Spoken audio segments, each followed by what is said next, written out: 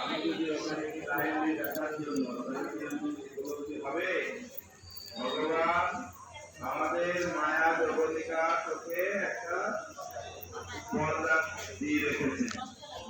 যতই ভগবানের সামনে যায় উপলব্ধি হবে না, ভগবানের লীলা গুণ হৃদয়ে প্রকট হবে না।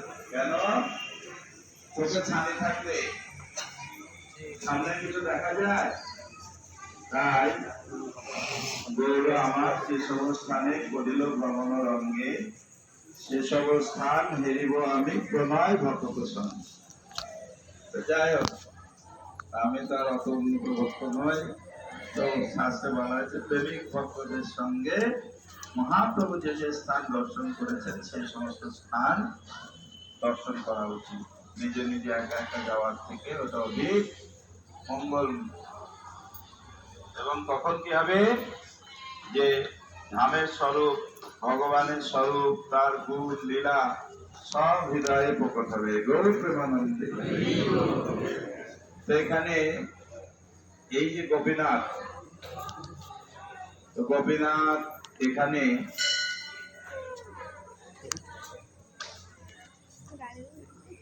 এর আবির্ভাব হয় ত্রেতা যুগে।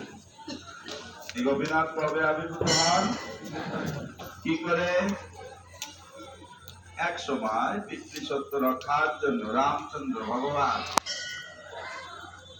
বনবাসে যান। বনবাসে যে পর্বতে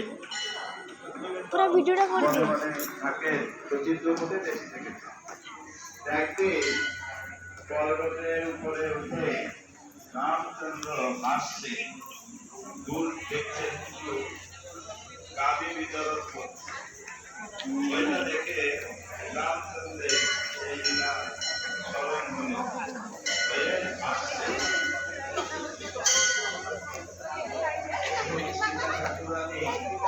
রামচন্দ্রকে বলছে